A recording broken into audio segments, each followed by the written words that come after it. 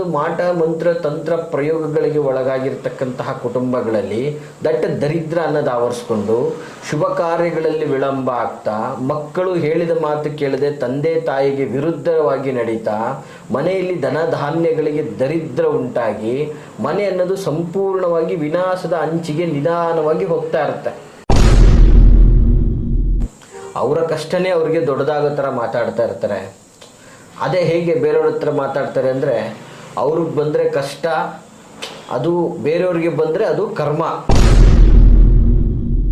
ಮತ್ತು ಮನೆಯಲ್ಲಿ ದುಡಿಯೋ ವ್ಯಕ್ತಿನೇ ದುಷ್ಟ ಜನರ ಸಹವಾಸ ಸೇರಿಬಿಟ್ಟಿರ್ತಾನೆ. ಮನೆಯಲ್ಲಿ ದುಡಿಬೇಕಾಗಿರ್ತಕ್ಕಂತಹ ವ್ಯಕ್ತಿನೇ ಪರಸ್ತ್ರೀಯರ ಸಹವಾಸ ಅಥವಾ ದುಷ್ಟಚಟಗಳು, ವ್ಯಸನಗಳನ್ನಾಗಿ ಪಾನೀಯ ಮಗ್ಧನಾಗಿ ಸದಾ ಅವನು ಒಂದು ಮತ್ತಿನಲ್ಲಿ ಇರುವಂತಹ ಸ್ಥಿತಿಗೆ ಕ್ರಿಯೇಟ್ ಆಗಿಬಿಟ್ಟಿರುತ್ತೆ. ಅವನ ಮೇಲೆ ಆಗಿರ್ತಕ್ಕಂತಹ ಕೆಲವು ಮಾಂತ್ರಿಕ ಪ್ರಯೋಗಗಳಿಂದ ಅವನು ತೊಂದರೆ ಅನುಭವಿಸ್ತಾ ಇದ್ದಾನೆ. ಅವನ ಒಂದು ದುಷ್ಟ ಜನಗಳು ಅವನ ಬೆಳವಣಿಗೆ ಇನ್ನೊಂದು ಮತ್ತೊಂದನ್ನು ಕಂಡು ಅವನ ಮೇಲೆ ಕೆಲವೊಂದು ವಾಮಾಚಾರದಂತಹ ಮಾಟ ಮಂತ್ರ ಪ್ರಯೋಗಗಳನ್ನು ಮಾಡಿ ಅವನ ಕುಟುಂಬ, ಅವನ ವಂಶ, ಅವನ ವ್ಯವಸ್ಥೆಯನ್ನು ನಾಶ ಮಾಡಲಿಕ್ಕೆ ಹೋಗಿರ್ತಾರೆ. ನಮಸ್ತೆ ವೀಕ್ಷಕರೇ, ನಾನು ನಿಮ್ಮ ಮೈಸೂರಿನ ಶ್ರೀನಿವಾಸನ್. ಸಾಮಾನ್ಯವಾಗಿ ಈ ಒಂದು ವಿಡಿಯೋದ ಮೂಲಕ ಇವತ್ತು ಬಹಳ ಅದ್ಭುತವಾದಂಥ ಮಾಹಿತಿಯನ್ನು ನಾನು ನಿಮಗೆ ಕೊಡಲಿಕ್ಕೆ ಇಚ್ಛೆಪಡ್ತಾ ಇದ್ದೀನಿ. ಯಾರೂ ಸಹ ತಪ್ಪಿಸ್ದೇನೆ ಈ ಒಂದು ವಿಡಿಯೋನ ಸ್ಕಿಪ್ ಮಾಡದೆ ಸಂಪೂರ್ಣವಾಗಿ ನೋಡಿ. ಮೊದಲನೇದಾಗಿ ವೀಕ್ಷಕರೇ, ಇವತ್ತೊಂದು ದಿನ ನಮ್ಮ ಜೀವನ ಅಭಿವೃದ್ಧಿ ಆಗೋದಕ್ಕೆ ನಾವು ಸತತವಾಗಿ ಪ್ರಯತ್ನ ಪಡ್ತಾ ಇದ್ದರೂ ಕೂಡ ಇವತ್ತು ನಮಗೆ ಒಂದಲ್ಲ ಒಂದು ರೀತಿಯಲ್ಲಿ ಸಂಕಷ್ಟಗಳು ಎದುರಾಗ್ತಾನೆ ಇರ್ತದೆ. ಇವತ್ತು ನೋಡಿ, ನಾವು ನಮ್ಮ ಸ್ನೇಹಿತರೊಟ್ಟಿಗೆ, ಅಕ್ಕಪಕ್ಕದವರೊಟ್ಟಿಗೆ, ನಮ್ಮ ವಿಶ್ವಾಸಿಗಳೊಟ್ಟಿಗೆ ಮಾತಾಡಬೇಕಾದ್ರೆ ಅವರ ಕಷ್ಟನೇ ಅವ್ರಿಗೆ ದೊಡ್ಡದಾಗೋ ಥರ ಮಾತಾಡ್ತಾ ಇರ್ತಾರೆ. ಅದೇ ಹೇಗೆ ಬೇರೆಯವ್ರ ಹತ್ರ ಮಾತಾಡ್ತಾರೆ ಅಂದರೆ, ಅವ್ರಿಗೆ ಬಂದರೆ ಕಷ್ಟ, ಅದು ಬೇರೆಯವ್ರಿಗೆ ಬಂದರೆ ಅದು ಕರ್ಮ. ಈ ರೀತಿಯಾದಂತಹ ಒಂದು ಮಾತುಗಳನ್ನು ನಾವು ಸಹಜವಾಗಿ ಕೇಳ್ತಾ ಇರ್ತೀವಿ. ಹೇಗೆ ಅಂದರೆ, ಇವತ್ತು ಮಾತು ಕೇಳ್ತಾ ಇರ್ತಾರೆ, ಅಯ್ಯೋ ನಮ್ಗೆ ತುಂಬ ಕಷ್ಟ ಇದೆ, ಹೀಗಿದೆ ಹಾಗಿದೆ ಅಂದರೆ ಅದು ಅವ್ರಿಗೆ ಕಷ್ಟ. ಅವ್ರಿಗೆ ಬಂದರೆ ಮಾತ್ರ ಕಷ್ಟ, ಬೇರೆಯವ್ರಿಗೆ ಬಂದರೆ ಅದು ಅವ್ರ ಕರ್ಮ, ಅವ್ರು ಮಾಡಿದವರು ಅನುಭವಿಸ್ತಾರೆ ಬಿಡು. ಈ ಥರದಲ್ಲಿ ಒಂದು ರೀತಿಯಲ್ಲಿ ಉಡಾಫೆ ವಿಚಾರಗಳು. ಸಾಮಾನ್ಯವಾಗಿ ನೋಡಿ, ಇವತ್ತು ಕಷ್ಟ ಮನುಷ್ಯನಿಗಲ್ಲದೆ ಮತ್ತಿನ್ಯಾರಿಗೂ ಸಹ ಬರಲಿಕ್ಕೆ ಸಾಧ್ಯ ಇಲ್ಲ. ಏನು ಇವತ್ತು ಗುರುಗಳು ಹೀಗೆ ಹೇಳ್ತಾ ಇದ್ದಾರೆ, ಇವತ್ತು ತಾನಾಗಿ ಅಂದರೆ ಮನುಷ್ಯ ತನ್ನಿಚ್ಛೆಗೆ ಅವನು ಸ್ವಯಂಕೃತವಾಗಿ ಮಾಡಿಕೊಳ್ಳುವಂಥ ಸಮಸ್ಯೆಗಳಿಗೆ ಅವನೇ ಹೊಣೆ, ಅವನೇ ಪರಿಹಾರ ಮಾಡ್ಕೋಬೇಕು ಅದನ್ನು. ಅದರ್ವೈಸ್ ಇವತ್ತೊಂದು ದಿನ ಅವನು ಪ್ರಾಮಾಣಿಕವಾಗಿದ್ದು ಅವನು ತುಂಬ ಸಂಕಷ್ಟ ಅನುಭವಿಸ್ತಾ ಇದ್ದಾನೆ ಅಂದರೆ, ಅವನ ಮೇಲೆ ಆಗಿರ್ತಕ್ಕಂತಹ ಕೆಲವು ಮಾಂತ್ರಿಕ ಪ್ರಯೋಗಗಳಿಂದ ಅವನು ತೊಂದರೆ ಅನುಭವಿಸ್ತಾ ಇದ್ದಾನೆ. ಅವನ ಒಂದು ದುಷ್ಟ ಜನಗಳು ಅವನ ಬೆಳವಣಿಗೆ ಇನ್ನೊಂದು ಮತ್ತೊಂದನ್ನು ಕಂಡು ಅವನ ಮೇಲೆ ಕೆಲವೊಂದು ವಾಮಾಚಾರದಂತಹ ಮಾಟ ಮಂತ್ರ ಪ್ರಯೋಗಗಳನ್ನು ಮಾಡಿ ಅವನ ಕುಟುಂಬ, ಅವನ ವಂಶ, ಅವನ ವ್ಯವಸ್ಥೆಯನ್ನು ನಾಶ ಮಾಡಲಿಕ್ಕೆ ಹೋಗಿರ್ತಾರೆ. ಆ ಥರ ಪ್ರಭಾವಕ್ಕೆ ಒಳಗಾಗಿರ್ತಕ್ಕಂತಹ ಕುಟುಂಬಗಳು ಇವತ್ತು ನಾನಾ ರೀತಿಯಾದಂಥ ಸಂಕಷ್ಟಗಳನ್ನು ಅನುಭವಿಸ್ತಾ ಇರ್ತಾರೆ.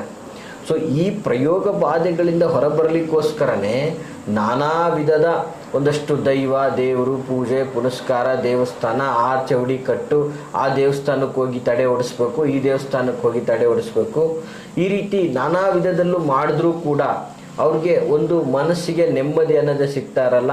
ಈ ಒಂದು ಮಾಟ ಪ್ರಯೋಗದಿಂದ ಸಂಪೂರ್ಣವಾಗಿ ಹೊರ ಬಂದಿರಲಿಕ್ಕೆ ಆಗಿರೋದಿಲ್ಲ. ಸೊ ಇಂತಹ ಸಂದರ್ಭಗಳಲ್ಲಿ ಕೆಲವೊಂದು ಬಾರಿ ಏನಾಗ್ತದೆ, ಅವರ ಕುಟುಂಬ ವರ್ಗದವರೇ ಇವರಿಗೆ ಕಷ್ಟ, ಈ ಥರ ಏನೋ ಒಂದು ಸಮಸ್ಯೆ ಆಗ್ತಾ ಇದೆ, ಯಾರಿಂದನೋ ತೊಂದರೆಗಳಾಗ್ತಾ ಇದೆ ಅಂದರೆ ನೀನು ಯಾರಿಗೂ ಕೆಟ್ಟದ್ದು ಮಾಡಿರ್ತೀಯ, ನಿನಗೆ ಕೆಟ್ಟದ್ದಾಗ್ತಾ ಇದೆ, ಈ ಥರದ್ದೆಲ್ಲ ಮಾತುಕತೆಗಳು ಕೇಳ್ತಾ ಇರುತ್ತೆ. ಯಾಕಂದರೆ ಮಾಟ ಮಾಡಿದವ್ರು ಯಾರು ಅನ್ನೋದು ಕೂಡ ಅವ್ರಿಗೆ ಗೊತ್ತಿರಲ್ವಲ್ಲ. ಸೊ ಯಾಕಂದರೆ ಯಾರ ಹತ್ರ ಹೇಳ್ಕೊಂಡ್ರು ಏನು ಪ್ರಯೋಜನ ಇರಲ್ಲ, ಯಾಕಂದರೆ ಹೇಳ್ಕೊಂಡಿರೋರೇ ಮಾಡಿರ್ಬೋದಲ್ಲ, ಯಾರಿಗೂ ಕೂಡ ಅದನ್ನು ನಿರೀಕ್ಷೆ ಮಾಡಲಿಕ್ಕೆ ಆಗದೇ ಇರುವಂತಹ ವಿಚಾರ ಆಗಿರ್ತದೆ.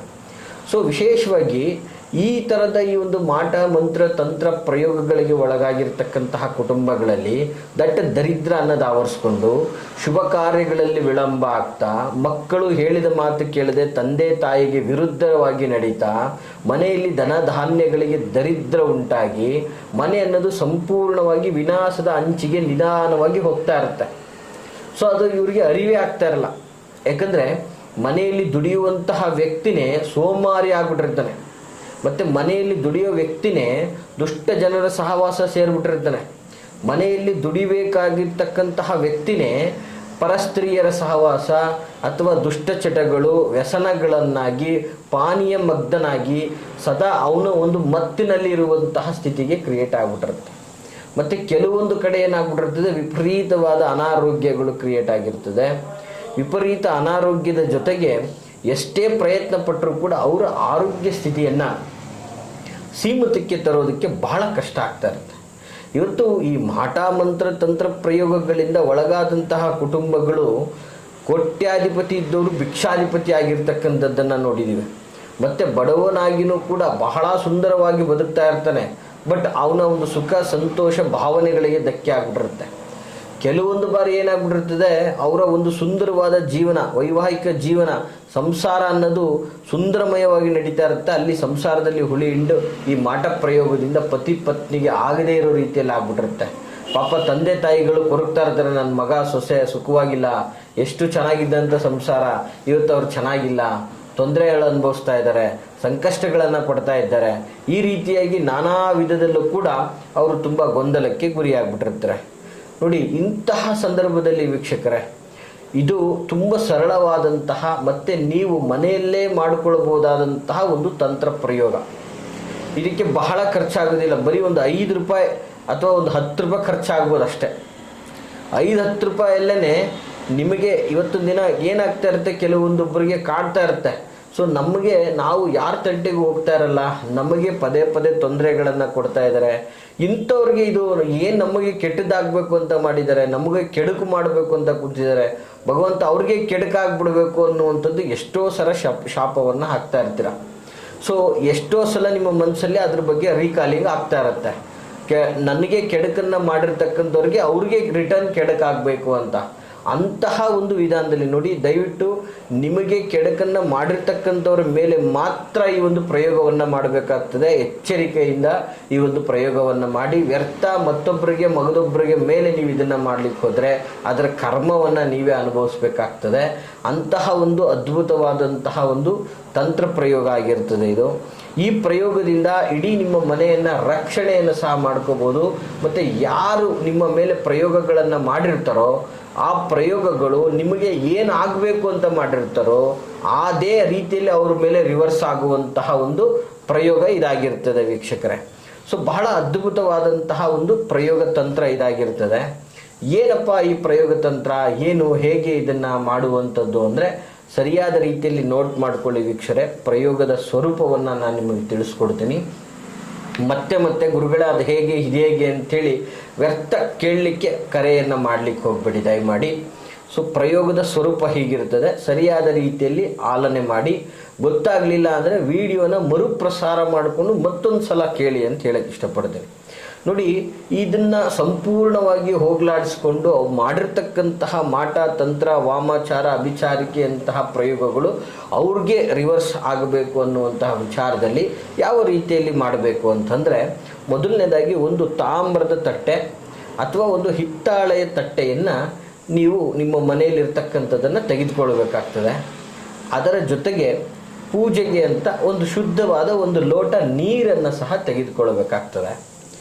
ವೀಕ್ಷಕರೇ, ಇದು 2 ಪದಾರ್ಥ ಜೊತೆಗೆ ಒಂದು ಲಿಂಬೆಹಣ್ಣು, ಒಂದು ಸ್ವಲ್ಪ ಕಲ್ಲುಪ್ಪು, ಕರ್ಪೂರ, 3 ಲವಂಗ ಮತ್ತು ಅರಿಶಿನ ಕುಂಕುಮ, ಇಷ್ಟು ಪದಾರ್ಥಗಳನ್ನು ನಿಮ್ಮ ಹತ್ರ ಇಟ್ಕೋಬೇಕಾಗ್ತದೆ. ಮೊದಲನೇದಾಗಿ ಇಷ್ಟು ಪದಾರ್ಥಗಳಿಂದನೇ ಈ ಒಂದು ತಂತ್ರವನ್ನು ಮಾಡಬಹುದು. ಸುಲಭವಾದಂತಹ ಒಂದು ಕಾರ್ಯತಂತ್ರ. ಈ ಎಲ್ಲ ಪದಾರ್ಥಗಳಿಗೆ ನೀವೇನೇ ಮಾಡಿದ್ರೂ ಒಂದು 10ರಿಂದ 20 ರೂಪಾಯಿ ಖರ್ಚು ಬರ್ಬೋದು ಅಷ್ಟೆ. ಇಷ್ಟರಲ್ಲೇ ನೀವು ಅದ್ಭುತವಾದಂತಹ ಪರಿಹಾರವನ್ನು ಕಂಡುಕೋಬೋದಾಗಿರ್ತದೆ.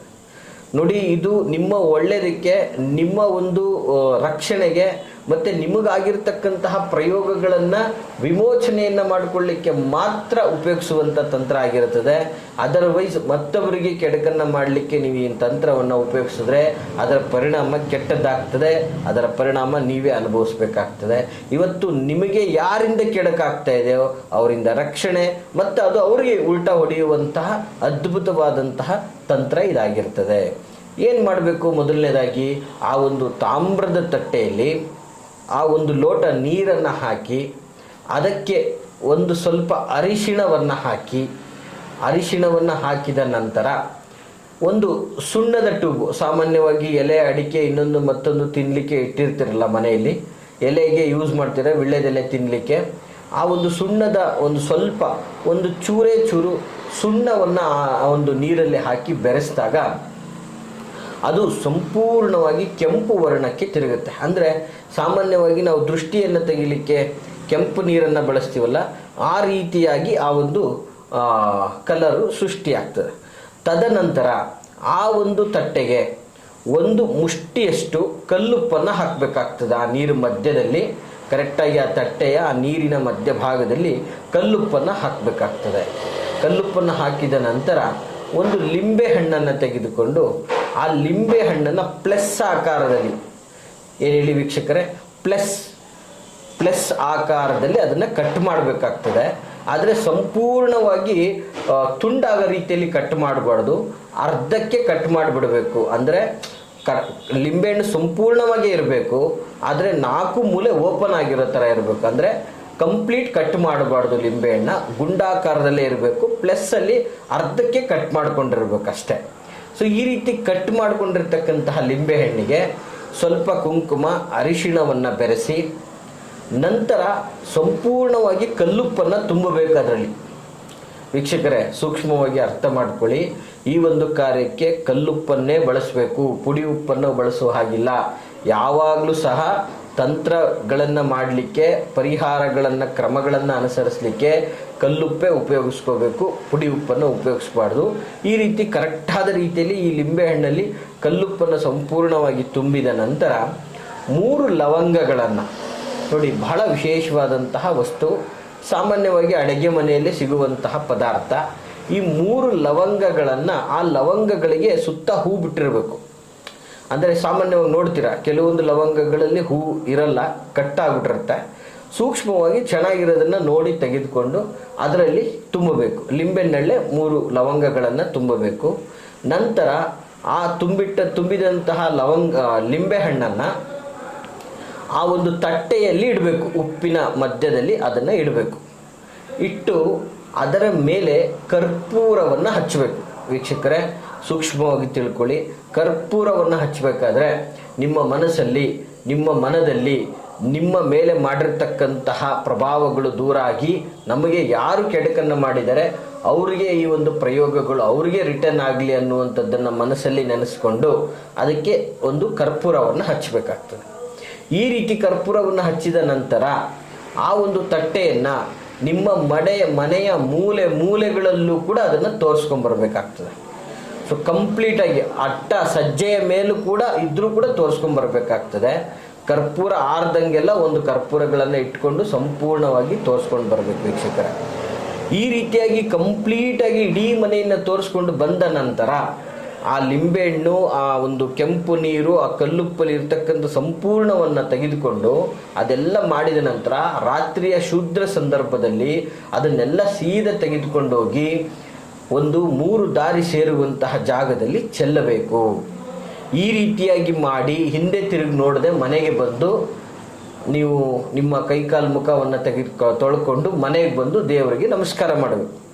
ಈ ಒಂದು ವಿಧಾನದಲ್ಲಿ ನೀವು ಮಾಡಿದ್ದೇ ಆದರೆ ನಿಮಗೆ ಯಾರು ತಂತ್ರಗಳನ್ನು ಮಾಡಿರ್ತಾರೋ ಆ ಒಂದು ತಂತ್ರಗಳ ಪ್ರಭಾವ, ನಿಮಗೆ ಕೆಡಕನ್ನು ಮಾಡಿರ್ತಕ್ಕಂಥವರು ಆ ಕೆಡಕನ್ನು ಅವರೇ ಅನುಭವಿಸುವಂತಹ ಪರಿಸ್ಥಿತಿ ಆಗ್ತದೆ. ಮತ್ತು ನಿಮ್ಮ ಮನೆಯಲ್ಲಿ ಸಂಪೂರ್ಣವಾಗಿ ಆ ಒಂದು ವಾಮಾಚಾರದ ಎಫೆಕ್ಟ್ ನಾಶ ಆಗ್ತದೆ. ನೀವು ಅಭಿವೃದ್ಧಿಯ ಪಥದ ಹತ್ರ ಹೋಗಲಿಕ್ಕೆ ಅನುಕೂಲ ಆಗ್ತದೆ. ಇವತ್ತು ಒಬ್ಬರನ್ನ ಕೆಟ್ಟದ್ದನ್ನು ಮಾಡಿ ಅವರು ಸುಖವಾಗಿರ್ತೀನಿ ಅಂತಕ್ಕಂಥವ್ರಿಗೆ ಇದು ಒಂದು ಒಳ್ಳೆ ಪಾಠ ಆಗ್ತದೆ ಅಂತ ಹೇಳ್ತಾ, ಈ ಮಾಹಿತಿ ತಮಗೆಲ್ಲ ಇಷ್ಟವಾಗಿದ್ದರೆ ಲೈಕ್ ಮಾಡಿ. ಹಾಗೆ ಯಾರೆಲ್ಲ ಕಷ್ಟದಲ್ಲಿದ್ದಾರೆ ಅಂಥವ್ರಿಗೆ ತಪ್ಪದೇ ಈ ಒಂದು ವಿಡಿಯೋನ ಶೇರ್ ಮಾಡಿ ಅಂತ ಹೇಳ್ತಾ, ಎಲ್ರಿಗೂ ಶುಭವಾಗಲಿ. ನಾವಿರ್ತಕ್ಕಂಥದ್ದು ಮೈಸೂರಿನ ವಿಜಯನಗರ 2ನೇ ಹಂತ KD ಸರ್ಕಲ್ ಮೈಸೂರಲ್ಲಿ ನಮ್ಮ ಒಂದು ಕಚೇರಿ ಇರ್ತಕ್ಕಂಥದ್ದು. ಸೊ ನೀವು ನಮ್ಮನ್ನು ನೇರವಾಗಿ ಭೇಟಿಯಾಗಬೇಕು, ಮುಕ್ತವಾಗಿ ನಮ್ಮೊಟ್ಟಿಗೆ ಸಮಾಲೋಚನೆ ಮಾಡಬೇಕು ಅಂದರೆ ನಿಮ್ಮ ಮುಂದೆ ಕಾಣ್ತಾ ಇರ್ತಕ್ಕಂಥ ವಿಡಿಯೋದಲ್ಲಿ ಕಾಣುವಂತಹ ಸಂಖ್ಯೆಗೆ ಕರೆ ಮಾಡಿ ಅಂತ ಹೇಳ್ತಾ, ಎಲ್ರಿಗೂ ಶುಭವಾಗಲಿ. ನಮಸ್ಕಾರ.